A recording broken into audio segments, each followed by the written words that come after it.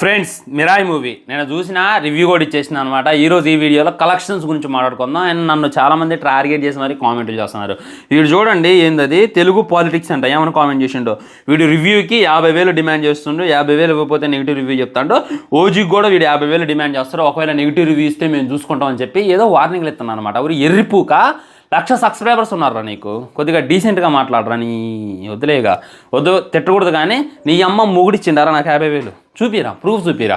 ఇప్పుడు నేను పూల చొక్కా అనుకున్నావా? ఎవడైనా నీకు కాల్ చేసిండా 50,000 అడుగుతున్నాను రికార్డింగ్ పంపు నాకు 50,000 నేనా? ఈ అమ్మ గోల నాకు వచ్చే 50,000 ఈ 30,000 కాదురా ఎర్రి హూక. నేను జనాలకు పోయి ఆ 100-200 గురించి ఆలోచించేటటువంటి వ్యక్తిని. అందుకే మనల్ని ఇందులో ఉంచారు, ఈ పొజిషన్లో ఉంచారు వ్యూవర్స్. ఖచ్చితంగా రావణ్ గారి రివ్యూ కోసం వెయిట్ చేస్తామని చెప్పి ఇప్పటికి కూడా కామెంట్ చేస్తారు. సో ఎరుపు కామెంట్లు వద్దు, అసలు అంత కామెంట్లు పెట్టుకొని ఓజీ కంటే నెగిటివ్ అంట. హరిహర వీరమల్లుకు నువ్వు ఇచ్చిండా మీ బాబు ఇచ్చిండా నాకు డబ్బులు? పాజిటివ్ రివ్యూ నేను చెప్పలా. నన్ను ఎంతమంది తిట్టారు తెలుసు ఆ రోజు. ఏరా ఎంత దిగినరా అని చెప్పి తిట్టారు. ఏంది నాకు రత్నంగా ఏమన్నా డబ్బులు ఇచ్చారా? అంత పెద్ద సినిమా వాళ్ళు అసలు రివ్యూవర్స్ ఎక్కుతారా? ఆ విషయం నీకు తెలుసా? అండ్ చాలా మంది అసలు సినిమా బాగోపోయినా పాజిటివ్ ఇచ్చిన బ్రో అని చెప్పి దాన్ని ఇప్పుడు కూడా మింగుతూనే ఉంటారు. కాకపోతే వేరే వాళ్ళు మాట్లాడినా హిందీలో ఇచ్చిన రివ్యూలు నేను చెప్పడం వల్ల అవి నెగిటివ్గా వెళ్ళినాయి. కానీ నేను వేరే వాళ్ళు ఇప్పుడు కూడా రివ్యూ మన ఛానల్లో ఉంది, వెళ్ళి చెక్ చేయండి. అప్పుడు ఎవడు ఇచ్చిండ్రా ఓజీకి నెగిటివ్ అంట. అరే బాగుంటే బాగుందంటారా, బాగోపోతే బాగాలేదంట. నిజాయితీ అంటారు దాన్ని. అరే మీరు బాగోపోయినా రొద్దాలి అని అంటే ఎట్రా బాబు? ఏ విధంగా ఇలాంటి ఎర్రి హుక్ కామెంట్స్ నేను పట్టించుకోను. కాకపోతే ఈవిడ కూడా పెచ్చపుగ్గాలే అనుకున్నాను. కానీ వాటికి 1,00,000 సబ్స్క్రైబర్స్ ఉన్నారు. తెలుగు పాలిటిక్స్ అంట మళ్ళీ యూట్యూబ్ ఛానల్. ఈడు పాలిటిక్స్ గురించి మాట్లాడుతున్నాడు. ఎర్రి గారికి కామెంట్ పెట్టడం రాదు, ఒక రివ్యూని స్పోర్టివ్గా తీసుకోవడం రాదు, నెగిటివ్గా తీసుకోవడం రాదు. దీన్ని వీడికి ఇంతమంది ఇదే లేకపోతే ఈడు పాలిటిక్స్ వీడియో చేస్తుందా అనేటటువంటి ఫీలింగ్ అయితే నాకు ఖచ్చితంగా కలిగింది. ఇంకోసారి అలాంటి చెత్తపు కామెంట్లు పెట్టడం మాకు తమ్మి పెడుతుంటారు ఒకడు. నేనేదో ఊకొన కానీ ఇంకోటి ఇంటికి వచ్చేస్తానమ్మా, గుర్తుపెట్టుకో. అండ్ ఫైనల్లీ మిరాయి ఏంటి బ్రో నెగిటివ్ ఇచ్చావు, ఏంటి బ్రో డిసప్పాయింట్ చేసావు, ఏంటి బ్రో ఎలా మాట్లాడావు అని చెప్పి నాకు డిఎం చేశారనమాట చాలామంది. బ్రో మీరు సినిమా చూసారా బ్రో, మీరు రివ్యూ చూసారా? సినిమా చూడండి, నా రివ్యూ చూడండి. నేను అసలు ఏం తప్పుగా మాట్లాడినని చెప్పి నాకైతే అనిపించలేదు. నేను ఎక్స్పెక్ట్ చేసింది ఏంది, నేను మళ్ళీ చెప్తున్నా. ఓకే మళ్ళీ చెప్పిన పాయింట్లో చెప్పడం తప్పే, కానీ చెప్పక తప్పట్లేదు అనమాట. ఏం ఎక్స్పెక్ట్ చేశాను నేను? ప్రభాస్ని ఎక్స్పెక్ట్ చేశా. కానీ ఇక్కడ మీకు ట్విస్ట్ ఏందో తెలుసా? నిజంగా ప్రభాస్ అన్న వాయిస్ ఓవర్ ఇయలేదంట. అయితే దాన్ని మేనేజ్ చేశారంట. అది ప్రభాస్ అన్నకు తెలుసో లేదో అన్న విషయం కూడా తెలియదు. పోనీ ప్రభాస్ అన్న దగ్గర పర్మిషన్ తీసుకోలేదో అనేటువంటి తెలియదు. ప్రభాస్ అన్న రియల్ వాయిస్ అని కానే కాదంట. ప్రభాస్ అన్న ఒరిజినల్గా వాయిస్ ఓవర్ ఆ సినిమాకి ఇవ్వనివ్వలేదంట. జస్ట్ అయితే ప్రభాస్ అన్నలాగా డబ్బింగ్ చెప్పించారంట ప్రభాస్ దగ్గర పర్మిషన్ తీసుకొని. ఇది ఎంత మోసం మీరు చెప్పండి. కనీసం అది రివీల్ అయిపోయినా యోగాలు ఉండేది కాదు. మేమే ఈయనే అరే ప్రభాస్ వాయిస్ లాగా ఉంది అని చెప్పి గుర్తుపెట్టుకున్న ముందుగానే తేజ సజ్జా ఆ విధమైనటువంటి ట్వీట్ చేయడం వల్ల ఎంతమంది బుక్ చేసుకొని ఉంటారు. ఓన్లీ ప్రభాస్ అన్న వాయిస్ కోసం వెళ్ళిన వాళ్ళు చాలామంది ఉన్నారు. ఓన్లీ ప్రభాస్ అన్న కామెడీ ఉంటుందని చెప్పి వెళ్ళిన వాళ్ళు చాలామంది ఉన్నారు. సో ఆ విధంగా తేజ సజ్జా ట్వీట్ చేయకుండా సినిమా రిలీజ్ అయ్యాక ఈ విధంగా ప్రభాస్ వాయిస్ వినపడింది మీరు విన్నారా అని అంటే ఎంత పద్ధతిగా ఉండేది? అది ఏదీ లేకుండా ఏఐతో ప్రభాస్ అన్న వాయిస్ క్లిప్ ఒక 1.5 మినిట్ క్రియేట్ చేసి సినిమాలో పెట్టి ఈ విధంగా మోసం చేయడం తప్పు కదా భయ్యా? మీరే ఆలోచించండి.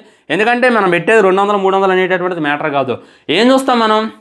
ఓన్లీ ప్రభాస్ అన్న వాయిస్ కోసం వెళ్దాం అనేటటువంటి చూస్తాం. ఇది మెయిన్. నేను ఇది చెప్తున్నా, ప్రభాస్ అన్న నేను ఎక్స్పెక్ట్ చేసి లేడు. సరే ప్రభాస్ అన్న లేకపోయినా వాయిస్ అన్న క్లియర్గా లేదు. అది ఎంత శ్రద్ధ పెట్టింటేనో అర్థం కావట్లా. ఓకే ప్రభాస్ అన్న వాయిస్ అని చెప్పి ఎంతో శ్రద్ధ పెట్టింటేనే కానీ అర్థం కావట్లా. మొట్టమొదట ఈ పాయింట్ నేను డిస్కషన్ చేసి 2 సర్ప్రైజ్లు ఉన్నాడు. ఏందా సర్ప్రైజ్? ఇప్పుడు మరి నాకు మీరు చెప్పండి. నేను రివ్యూ డిలీట్ చేసి తెగుతాను ఆ బొక్కలోది. ఏందా 2 సర్ప్రైజ్? అసలు తేజ సజ్జా కూడా జనాల్ని థియేటర్కి రప్పించాలని చెప్పి ఇలా మాట్లాడడం ఏమన్నాయి 2 సర్ప్రైజ్? నాకైతే ఒక్క సర్ప్రైజ్ కనరాల. ఒక్కటంటే ఒక్కటి. మనకి ట్రైలర్లో చెప్పిందే కదా శ్రీరామచంద్రుల వారి ఎంట్రీ ఉంటుంది. అది కూడా దాని గురించి మాట్లాడతా, అది కూడా సరిగ్గా చూపిలా. ఏమన్నా ఇంకో 2 సర్ప్రైజ్? బాధ అనిపిదా? అంటే మనం ఎక్స్పెక్ట్ చేసి వెళ్ళింది, లేకపోతే అక్కడ ఇది అనిపిదా? బార్బెల్ కరెక్ట్గా మాట్లాడిండు. మీకు ఒక దేవుడి మెసేజ్ వచ్చినప్పుడు ఇంకో ఇది 4 ఫార్వర్డ్ చేయండి అని అంటే మీరు ఫార్వర్డ్ చేసే మైండ్ సెట్లో ఉంటే ఈ సినిమా మీకు నచ్చింది అన్నాడు. చూసావు, నాకు అదే అనిపించింది. దేవుడి పేరు వాడుకోవచ్చు, నేనే చెప్పిన. డివోషనల్ని తీయొచ్చు, నేనే చెప్పిన. కానీ అది కూడా కరెక్ట్గా తీయాలి కదా. మరి కార్తీక్ ఘట్టం నేను ఎంత మిస్టేక్ చేసినా మీరే ఆలోచించండి. శ్రీరామచంద్రుడు ఉన్నాడని థియేటర్కి వెళ్ళిన వాళ్ళు ఎంతమంది? చేతులు ఎత్తండి. నేను వెళ్ళిన శ్రీరామచంద్రుడు ఉన్నాడని చెప్పి నేను థియేటర్కి వెళ్ళిన. కానీ ఆయన సరిగ్గా చూపేలా. మీరు చెప్పండి, సినిమా చూసిన వాళ్ళు చెప్పండి. ట్రైలర్లో ఉన్న షార్ట్స్ తప్ప సినిమాలో ఏమన్నా స్పెషల్ షార్ట్స్ ఉన్నాయా శ్రీరాముల వారి? చెప్పండి మీరు చెప్పండి. నేను అమ్మ రివ్యూ డిలీట్ చేస్తా. కానీ నాకు కామన్ అదా భయ్యా. నేను ఎక్స్పెక్ట్ చేసి వెళ్ళింది ప్రభాస్ని. ప్రభాస్ అన్న లేడు. 2 సర్ప్రైజులు అన్నాడు. 2 సర్ప్రైజులు నువ్వు శ్రీరామచంద్రుని ఎక్స్పెక్ట్ చేసి శ్రీరామచంద్రుని కూడా సరిగ్గా చూపించలే. బాధ మీద. అండ్ అదేం క్లైమాక్స్ భయ్యా? మీరే చెప్పండి. మిరాయి అన్నాడు. మిరాయి లాస్ట్కి ఆ యొక్క ఆయుధంలాగా మారి అది అసలు ఏంది? లాస్ట్కి శ్రీరామచంద్రుడు వచ్చి మనోజ్ని చంపినా కొద్దిగా మాకు హై ఉండేది, కొద్దిగా చూడడానికి బాగుండేది అనమాట. అసలు ఏదేదో మొత్తం ఫ్రిక్షనల్ యాడ్ చేశారు, అది తీసుకొచ్చి ఇది తీసుకొచ్చి మన ఎవరు చెప్పినట్టు కల్కిని కార్తికేయని ఇంకా వేరే వేరే సినిమాలన్నింటినీ మిక్స్ చేసి తీశారనేటటువంటి ఫీలింగ్ మీకు కలగలేదా? అదే హనుమాన్ సినిమా, కల్కి సినిమా, కార్తికేయ సినిమా, ఈ 3 సినిమాల్ని మిక్సర్ గ్రైండర్ చేసి తీశారనేటటువంటి ఫీలింగ్ మీకు కలగలేదా? నాకైతే 100% కలిగింది. అందుకే సినిమా గురించి అయితే నేను అలా చెప్పాను, అంతేగాని వేరే ఉద్దేశం ఏమీ లేదు. అండ్ దేవుడి పేరు వాడుకోవచ్చు అంటే వాడుకోవచ్చు, ఆ హక్కు అందరికీ ఉంది, నాకైనా ఉంది, నీకైనా ఉంది. ఇండియాలో పుట్టాం, శ్రీరామచంద్రుడి పేరుని మనం నిలబెట్టవచ్చు, మనం ఆయన పేరు యూజ్ చేసుకొని మనం ఏదేం చేయొచ్చు, అది నథింగ్. నేను దాన్ని వంకే పెట్టాను అనమాట. నువ్వు సినిమానే తెస్తావా, స్టోరీ చెప్తావా అనేటటువంటిది నీ ఇష్టం. నువ్వు ఒక ముస్లిం, క్రిస్టియన్ అనేటటువంటిది సంబంధం లేదు. నేను శ్రీరామచంద్రుల వారి బయోపిక్ చెప్పాలి అనుకున్నా చెప్పొచ్చు, నిర్గంతంగా చెప్పొచ్చు, యూట్యూబ్లో చెప్పొచ్చు, సోషల్ మీడియాలో చెప్పొచ్చు, డైరెక్ట్గా నువ్వు బయట కూడా ప్రసంగం చేసుకోవచ్చు, ఆ హక్కు నీకు ఉంది. శ్రీకృష్ణ వారి గురించి కూడా హక్కు ఉంది. అదేవిధంగా సినిమాలో కూడా వాళ్ళ యొక్క నేమ్స్, వాళ్ళ యొక్క కామెంట్స్ వాడుకునేటటువంటి హక్కు ఉంటుంది. ఎందుకంటే జనాలు ఏది కావాలో చూపించాలి కదా. శ్రీరామచంద్రుని అప్పుడెప్పుడో మన ఎన్టీఆర్ రామారావు గారి కాలంలో చూసాం, ఇంకా తర్వాత ఎవరు కూడా సరిగ్గా చూపించలేదు.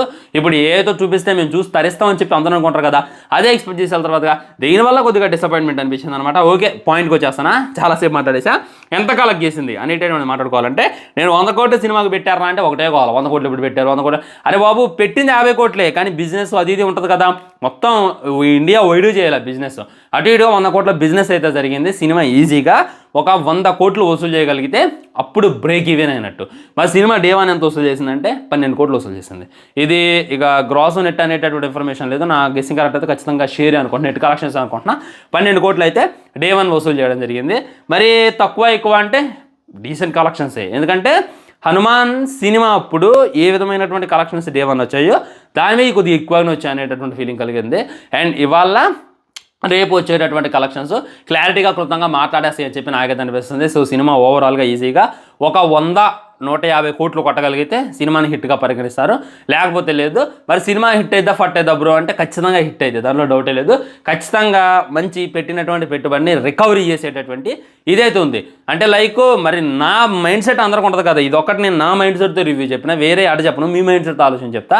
ఎందుకంటే నేను ప్రభాస్ని ఎక్స్పెక్ట్ చేసి వెళ్ళా, మీరు ప్రభాస్ని ఎక్స్పెక్ట్ చేసి వెళ్ళిపోకపోతే మీరు డిసప్పాయింట్ కారు. నేను శ్రీరాముని ఎక్స్పెక్ట్ చేసి వెళ్ళా, శ్రీరాముని మీరు కూడా ఎక్స్పెక్ట్ చేయకుండా వెళ్తే మీరు డిసప్పాయింట్ కారు. నేను 2 సర్ప్రైజెస్ ఎక్స్పెక్ట్ చేసి వెళ్ళా, మీరు కూడా 2 సర్ప్రైజెస్ ఎక్స్పెక్ట్ చేసి వెళ్తే డిసప్పాయింట్ అవుతారు. అసలు మాకు ఏ సర్ప్రైజ్ అక్కర్లేదు అని అంటే ఈ 3 ఎలిమెంట్స్ పక్కన పెడితే సినిమా ఓకే ఓకే అని మళ్ళీ చెప్తాను నేను. కాకపోతే క్లైమాక్సే మళ్ళీ మాట్లాడుకోవాలి, ఎందుకంటే నేను దాని దగ్గరికి పోతున్నా. రీసెంట్ టైమ్స్లో ప్రతి ఒక్కరు క్లైమాక్స్ జరగబడుతున్నారు. ఇంకా నాకు బాగా ఆనందం అనిపించింది ఏంటంటే మిరాయ్ పార్ట్ 2 పెట్టాల, సాలరా దేవుడు అనేటటువంటి ఫీలింగ్ అయితే తప్పకుండా కలిగింది. ఒకవేళ మిరాయ్ పార్ట్ 2 పెట్టినట్టయితే పార్ట్ 2ని తీయాలి అనేటటువంటి నేపథ్యంలో పార్ట్ 1ని మతలబ్ చేసి పడేశారు వీళ్ళు అనేటటువంటి ఫీలింగ్ ప్రతి ఒక్కరికి వచ్చేది భయ్య. ఇదన్నమాట ఫైనల్గా ఓవరాల్గా మాట్లాడుకోవాల్సింది. దీని మీద మీ కామెంట్ కూడా తప్పకుండా కింద తెలియజేయండి. మరి మీరు మిరాయ్ సినిమా చూసారా లేదా, అండ్ కంపారిజన్ చేసి ఇంకో వీడియో చేస్తా, కిష్కింధపురి, మిరాయ్ ఈ 2 సినిమాల్లో ఏ సినిమా చూడాలి, ఈ వీకెండ్లో ఏ సినిమా ది బెస్ట్ అనేటటువంటిది ఇంకో డెప్త్ వీడియో మాట్లాడుకునేటటువంటి ప్రయత్నం చేద్దాం. ఇప్పటికైతే ఫైనల్లీ చెప్పేది ఈ వీడియో అయితే, ఛానల్ని సబ్స్క్రైబ్ చేసుకొని వీడియోని లైక్ చేయండి, వీలైనంత షేర్ చేయండి. తర్వాత ఇంకో మంచి వీడియోతో మళ్ళీ కలుద్దాం. By by, namaskar.